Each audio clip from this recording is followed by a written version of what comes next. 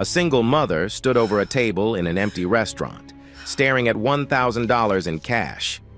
Her daughter had cancer. The rent was 3 months overdue. The hospital had given her 10 days to pay for the next round of chemotherapy. No one was watching.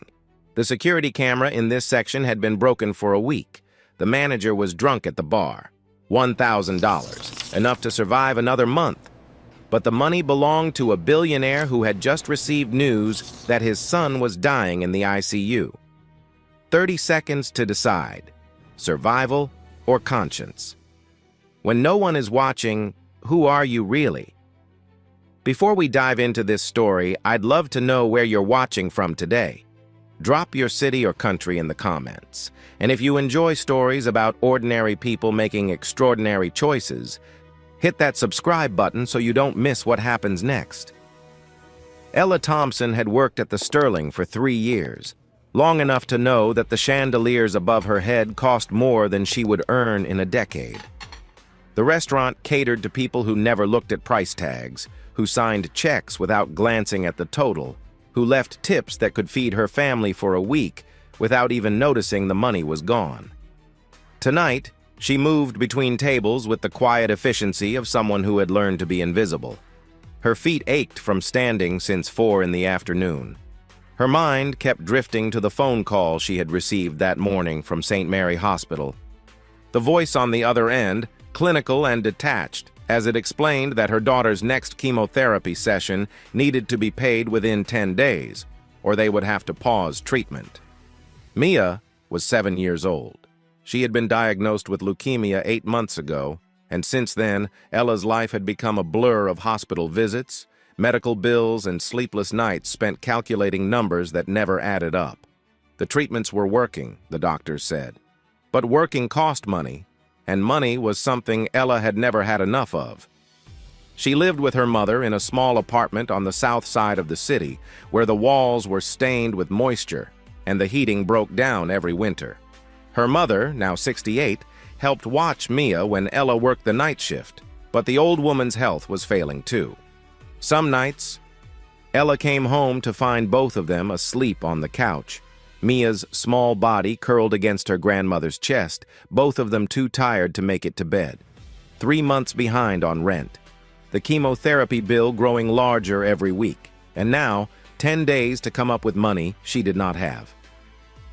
The private dining room at the back of the Sterling was reserved tonight for a celebration. Ella had seen the guest list when she came in for her shift. A party of 12, hosted by Fletcher Gaines, the tech billionaire whose face appeared regularly in business magazines. The dinner was to celebrate a merger worth $2 billion, the kind of number that existed only in headlines, never in real life. She had served tables like this before. The guests never looked at her directly. They spoke over her head, around her, through her, as if she were part of the furniture. She had learned not to take it personally. To them, she was simply a function, a pair of hands that delivered food and cleared plates. Nothing more. Rosa, who had worked at the Sterling for 15 years, had taught her that lesson early on. Rosa was 45, heavyset. With graying hair she kept pulled back in a tight bun. She had raised 3 children on a waitress's salary and buried a husband who drank himself to death. Nothing surprised her anymore. You keep your head down, you do your job, you go home, Rosa had told Ella on her first week. These people, they live in a different world. Don't expect them to see you. Don't expect them to care. Just take their money and feed your kids. Frank, the bartender, had a different philosophy. He was 28, handsome in a careless way, with a quick smile that never reached his eyes. He had been working at the Sterling for 2 years and had developed a particular kind of bitterness toward the wealthy clients they served.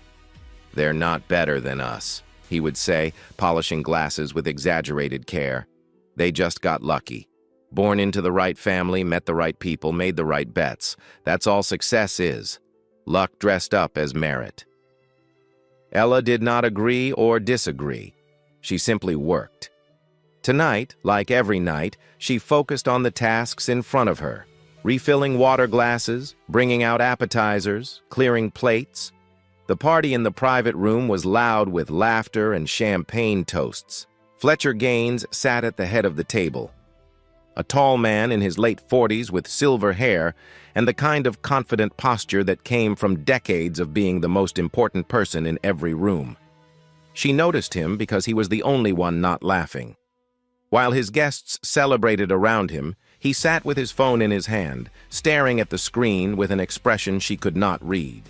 Distracted, maybe, or worried. It was hard to tell with men like him. At 9:47, his phone rang. Ella was clearing plates from a side table when she saw him answer. She did not hear what the voice on the other end said, but she saw the effect it had. Fletcher's face went pale. His hand gripped the edge of the table so hard his knuckles turned white. He stood abruptly, nearly knocking over his chair, and said something to the guests nearest him before walking quickly toward the exit. He did not stop to shake hands. He did not pause to say goodbye. He moved like a man who had just received news that the world was ending, and on the table where he had been sitting, he left behind a stack of bills. Ella did not notice the money at first.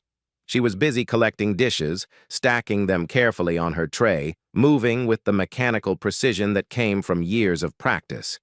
It was only when she reached for the napkin beside Fletcher's plate that she saw it. $100 bills, fanned out like a hand of cards, $1,000 in cash. She looked around. The other guests were still absorbed in their conversations, oblivious to their host's sudden departure. The manager, Mr. Patterson, was at the bar, 3 whiskeys deep and showing no signs of slowing down. The security camera in this corner of the room had been broken for a week. She knew because Patterson had complained about it every day, promising to call someone to fix it and never following through. No one was watching. Ella's hand hovered over the money. Her heart pounded against her ribs. $1,000. Enough to pay for Mia's medication this month. Enough to buy a few more weeks with the landlord. Enough to keep her head above water just a little longer. She thought about what Rosa always said, these people don't notice, they don't care. $1,000 to a billionaire was like a penny to her. He would never miss it. He probably would not even remember leaving it behind. Her fingers touched the edge of the bills. The paper was crisp and clean, the kind of money that had never been crumpled in a pocket or smoothed out after being found in the bottom of a purse. "Hey!" Ella flinched. Rosa had appeared beside her, voice low. "I saw what he left," Rosa whispered. "Take it. He's a billionaire, honey. That money means nothing to him. But for you, for Mia, it could be everything." Ella's throat tightened. She wanted to argue, to explain why she could not, but the words stuck in her chest. From across the room, Frank's voice cut through the noise. He had been watching from the bar, a knowing smirk on his face. "Look at her," he said, loud enough for Ella to hear. "Standing there like she's actually considering being honest. The poor ones always love to play righteous, makes them feel better about having nothing." Rosa shot him a glare, but Frank just shrugged and went back to polishing his glasses. Ella stood frozen, the money still on the table, her hand still hovering above it. She thought about Mia lying in the hospital bed, small and pale, asking when she could go home. She thought about her mother coughing through the night, too proud to admit she needed to see a doctor herself. She thought about the notice from the landlord, the red letters stamped across the envelope. Final warning. 30 seconds passed, maybe longer. Time had become elastic, stretching and compressing in ways that made no sense. Then Ella picked up the money. Rosa exhaled with relief. "Good girl. You're doing the right thing."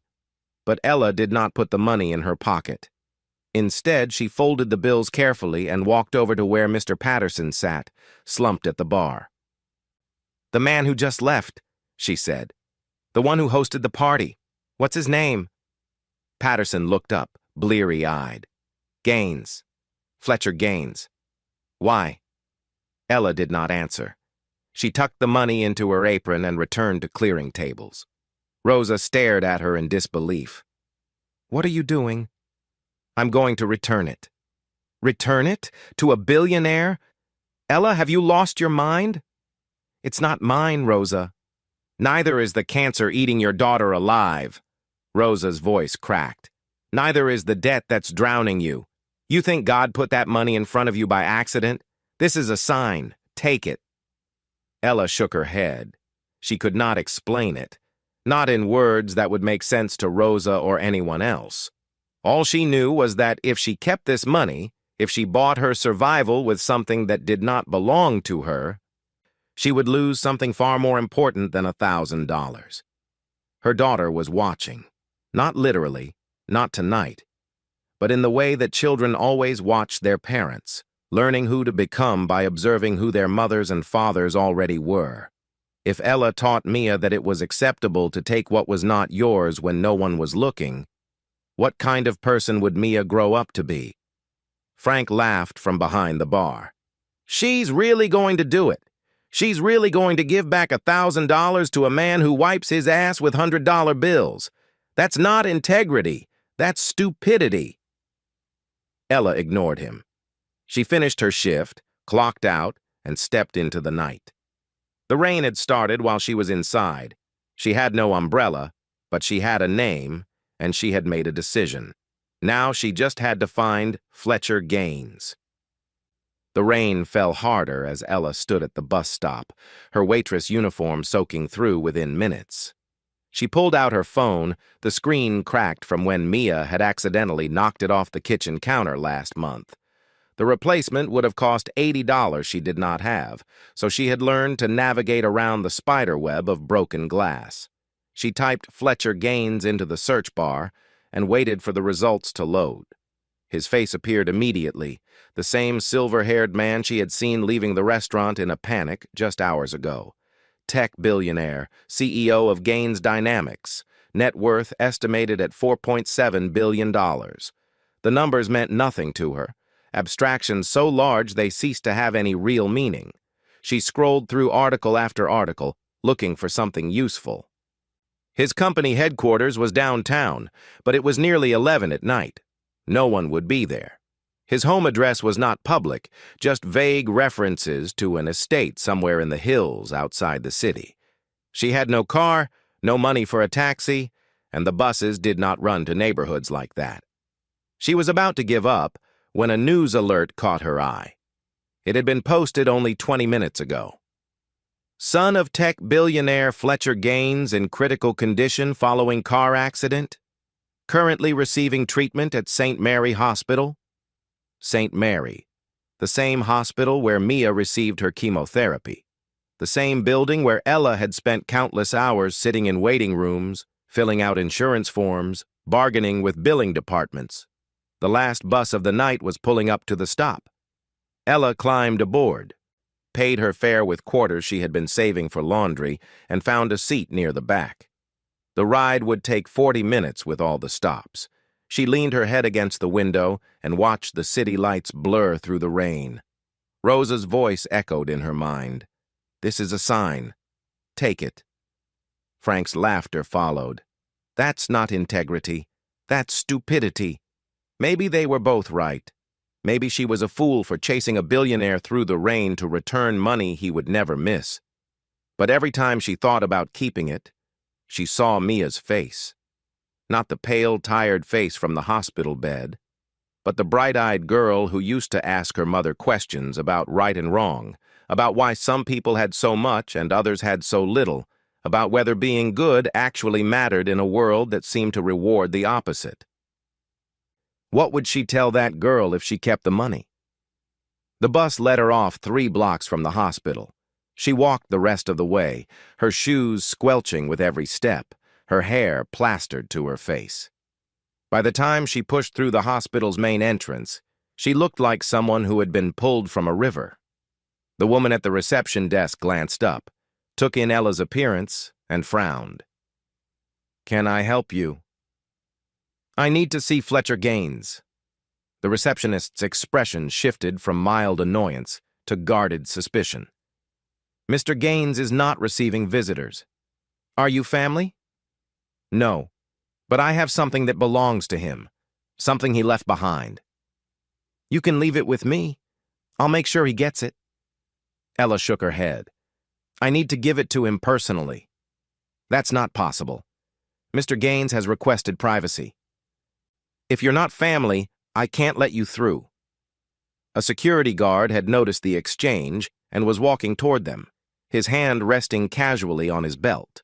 He was a large man, broad-shouldered, with the kind of face that suggested he had seen every possible variation of trouble and was no longer impressed by any of it. Is there a problem here?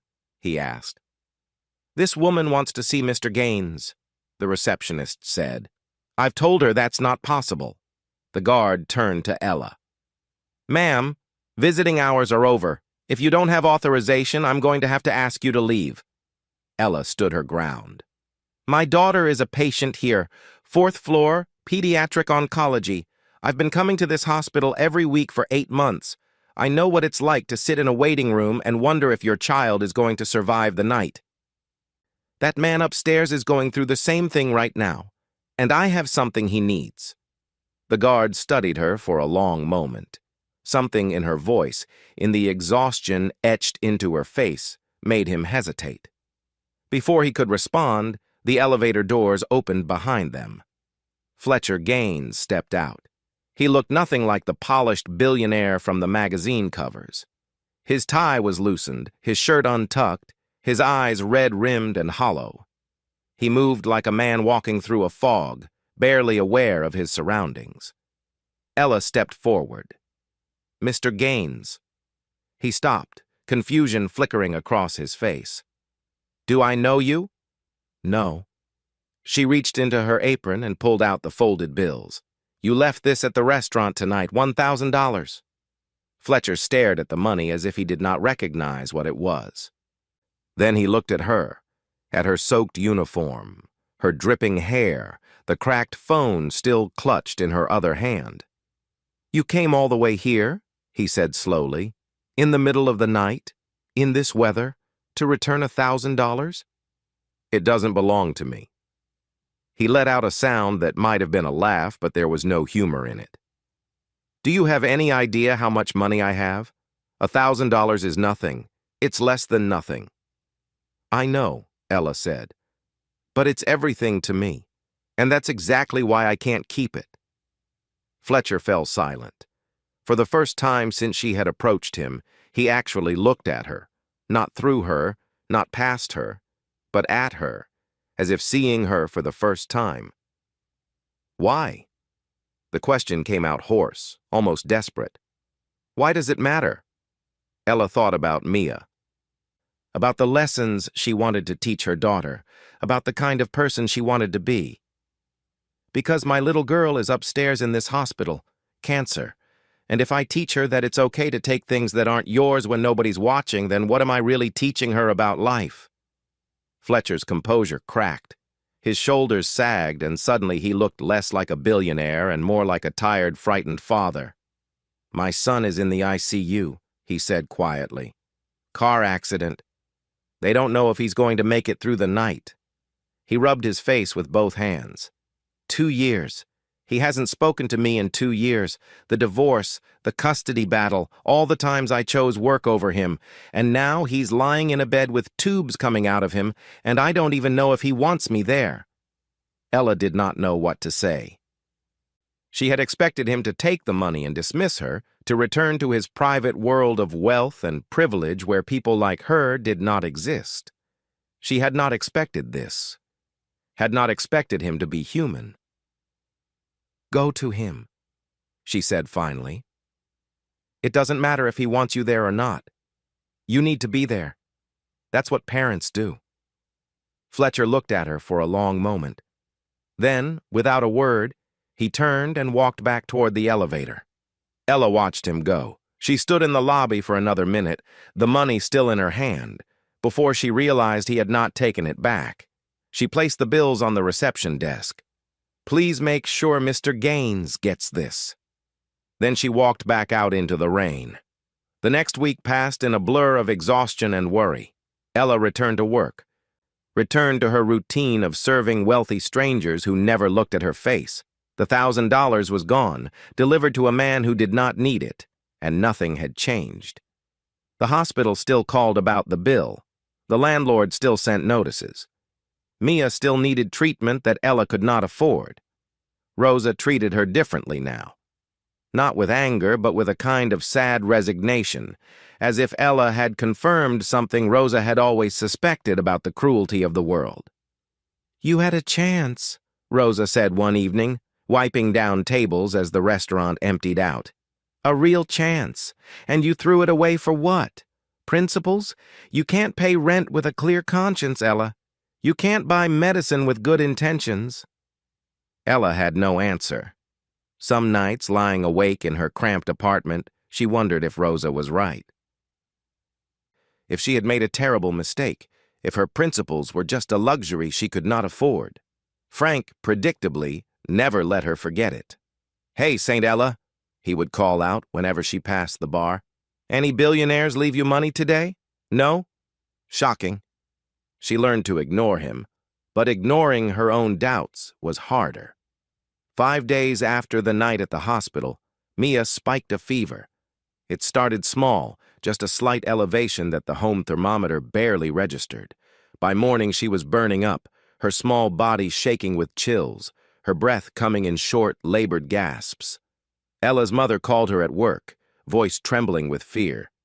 "Something's wrong. She's not waking up properly. You need to come home." Ella left in the middle of her shift, not bothering to explain to Mr. Patterson, not caring if she got fired. She took a taxi she could not afford because the bus would have taken too long, and by the time she reached the apartment, the ambulance was already there. The paramedics loaded Mia onto a stretcher while Ella held her daughter's hand, whispering reassurances she did not believe. At the hospital, they rushed Mia into the emergency room while Ella was left to fill out forms and answer questions and wait. The doctor who finally came to see her was a young woman with kind eyes and a careful voice. "Your daughter has a serious infection," she explained. "Her immune system is compromised from the chemotherapy, which makes her vulnerable to complications like this. We need to start her on specialized antibiotics immediately." "Then do it," Ella said. "Whatever she needs." The doctor hesitated. "The medication she requires is expensive." $3,200 for the full course of treatment. I've checked with billing, and your account is already significantly overdue. They're asking for payment before we can proceed." Ella felt the floor tilt beneath her. "You're telling me you won't treat my daughter because I can't pay?" "I'm telling you that's what the administration is requiring. I'm sorry, I wish I could do more."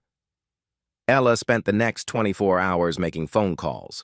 She called everyone she knew, everyone who might have money to spare. Her mother had nothing. Her friends were as broke as she was. The church offered prayers but could not offer cash. The charitable organizations she contacted had waiting lists months long. She sat in the hallway outside her daughter's room, staring at the wall, and for the first time in years, she cried. If she had kept the $1,000, she would have had something. Not enough, but something. A starting point, a foundation to build on.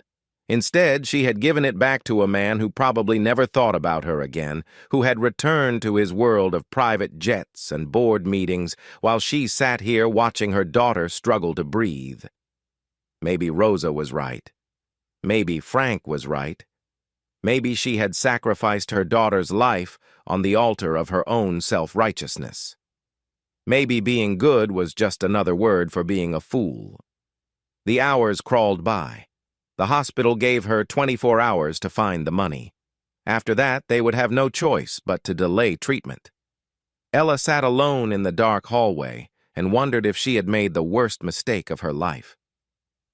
What Ella did not know was that 12 hours before her deadline expired, an anonymous payment had cleared her daughter's account. The billing department never told her who had paid. They simply appeared at her door the next morning with paperwork showing a zero balance and authorization to proceed with treatment immediately. Mia received her medication. Her fever broke within 48 hours. The infection retreated, beaten back by antibiotics that Ella had been certain she would never be able to afford. She asked the nurses who had paid. She asked the billing department. She asked anyone who might know. No one had answers. The payment had come through an anonymous wire transfer, untraceable, unexplained. Ella wanted to believe it was a miracle, but she had lived long enough to know that miracles rarely came without strings attached. 2 days after the payment appeared, Marcus Gaines opened his eyes. Fletcher had not left his son's bedside for more than a few minutes at a time. He had slept in the chair beside the bed, eaten meals from the hospital cafeteria, canceled every meeting and phone call that his assistant tried to schedule.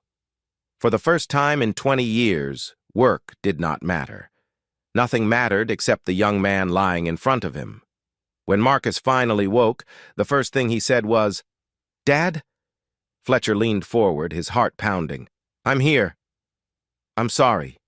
Marcus's voice was weak, barely above a whisper. "For everything. For shutting you out. For being so angry." Fletcher took his son's hand and held it tight. "You don't have to apologize. I'm the one who should be sorry. I wasn't there when you needed me. I put the company first. And I lost you because of it. You're here now," Marcus said. "That's what matters." They talked for hours after that, the kind of conversation they should have had years ago. About the divorce, about the resentment Marcus had carried, about the ways they had both failed each other. It was painful and raw and necessary, and by the end of it, something had shifted between them. The wall that had separated them for 2 years was not gone, but it had cracked, and light was beginning to seep through. That night, alone in the hospital room while Marcus slept, Fletcher found himself thinking about the woman who had come to return his money. He had not thought about her in the immediate aftermath. His mind had been consumed by Marcus, by the surgeries and the waiting and the fear. But now, in the quiet hours before dawn, her face kept returning to him. The way she had stood in the lobby, soaking wet, holding out $1,000 like it was something precious. The way she had spoken about her daughter. The certainty in her voice when she said she could not keep what did not belong to her. In 20 years of building his empire, Fletcher had met thousands of people. Investors, executives, politicians, celebrities, people who wanted things from him, people who smiled to his face and calculated their advantage behind their eyes. He had learned to read them, to anticipate their moves, to trust no one completely. But this woman had wanted nothing. She had traveled across the city in the rain to give back money she desperately needed, and then she had walked away.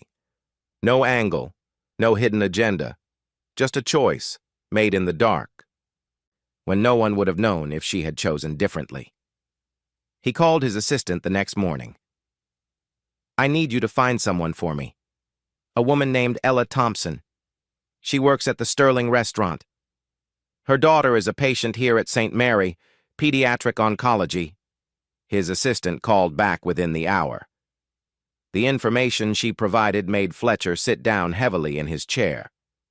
Ella Thompson, single mother, one daughter, Mia, age 7, diagnosed with leukemia 8 months ago, currently 3 months behind on rent, medical bills totaling over $47,000.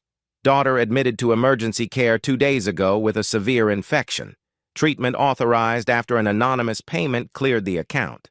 Fletcher smiled when he read that last part. His assistant had done exactly as he had instructed the night Mia was admitted. He had seen Ella's name in the hospital records, had connected the dots, and had made a phone call that took less than 30 seconds, but changed everything for a family he had never met. But paying her bills felt incomplete. It felt too much like charity, too much like the kind of gesture wealthy people made to ease their own consciences. Ella had not come to him looking for a handout. She had come to return something that was not hers, and she had asked for nothing in return. He needed to see her again. Fletcher arrived at the Sterling the following evening. The restaurant was busy with the dinner rush, well-dressed patrons filling the tables, champagne corks popping, laughter echoing off the high ceilings. He had spent countless evenings in places like this, surrounded by people who measured their worth in dollars and influence. Tonight, for the first time, it all felt hollow. He spotted Ella across the room. She was carrying a tray of plates, moving between tables with the same quiet efficiency he remembered from the night of his celebration dinner. She looked exhausted, dark circles under her eyes, her movements slower than they should have been. But she was there, working, because that was what she did, because she had no other choice. She did not notice him at first. He waited until she finished serving a table, then stepped into her path. "Miss Thompson." Ella looked up, and recognition flickered across her face. For a moment, she seemed unsure of what to say. "Mr. Gaines, I didn't expect to see you here. I came to find you." He gestured toward an empty table in the corner. "Can we talk?" She glanced toward the bar, where the manager was watching with obvious curiosity. "I'm working. I'll speak to your manager. Please, just a few minutes." Ella hesitated, then nodded. She followed him to the corner table and sat down across from him, her hands folded in her lap, her expression guarded. "My son woke up," Fletcher said. "He's going to be okay." Relief softened her features. "I'm glad. Truly. The first thing he said to me was that he was sorry. After 2 years of silence, after all the anger and resentment, he apologized." Fletcher shook his head slowly. "I didn't deserve it, but he gave it to me anyway." He leaned forward, his eyes meeting hers. "That night in the hospital, you told me to go to him.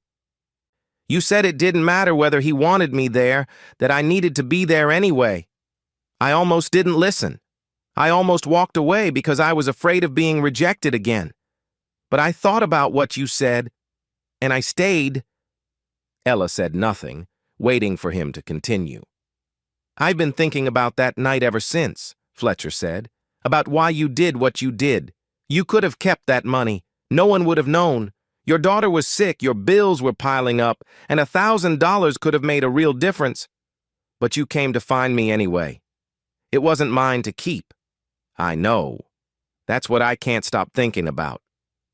He reached into his jacket and pulled out a business card. "I run a charitable foundation through my company. We fund education programs, medical research, community development. But lately I've started to wonder if the people managing it actually care about the mission, or if they're just there for the salary and the prestige." He slid the card across the table. "I need someone I can trust. Someone who will do the right thing even when no one is watching. Someone who can't be bought."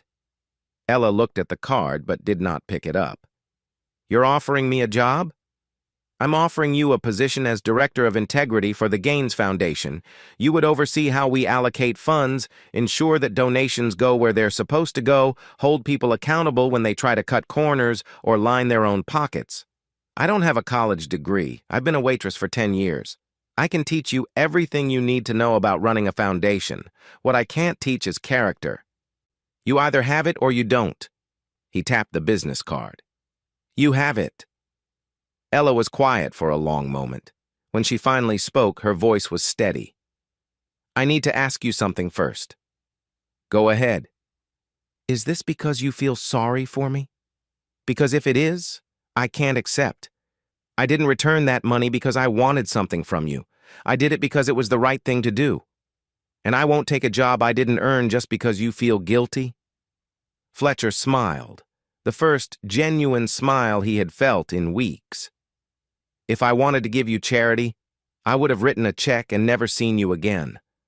I'm here because I've spent my entire career surrounded by people who tell me what I want to hear. You told me the truth when I needed to hear it most. That's not something I can buy."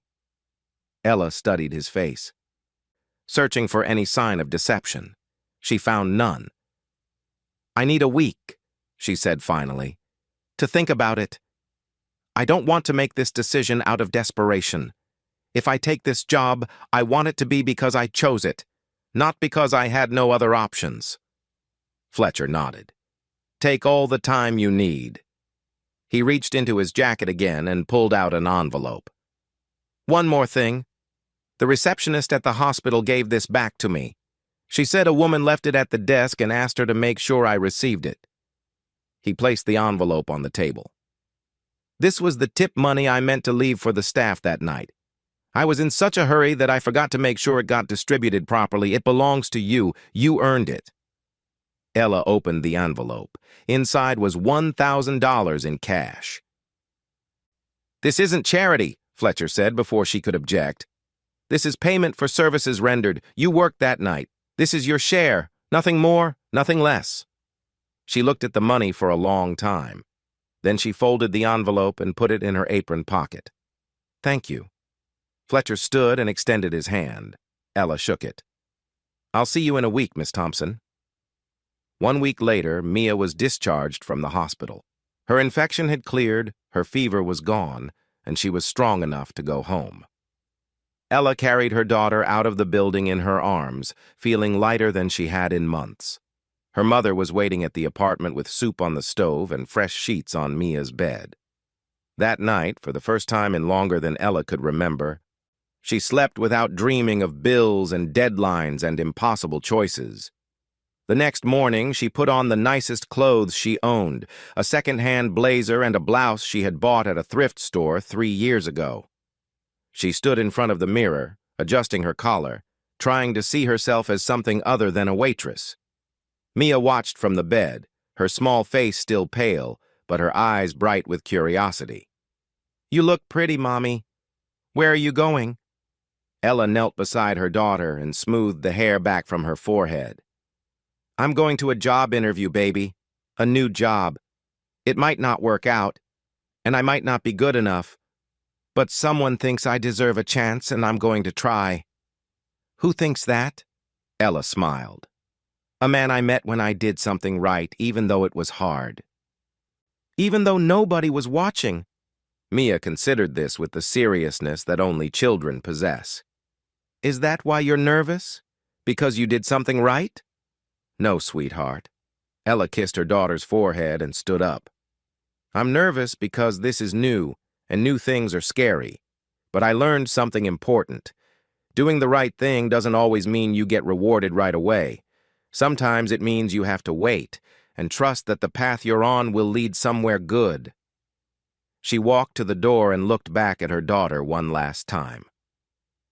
The choices we make when no one is watching, those are the choices that tell us who we really are. And those choices, even the small ones, they shape the kind of future we deserve. Mia nodded slowly, as if storing the words away for later. Ella stepped out into the morning light. The envelope with $1,000 tucked safely in her bag, and walked toward a future she had never imagined possible.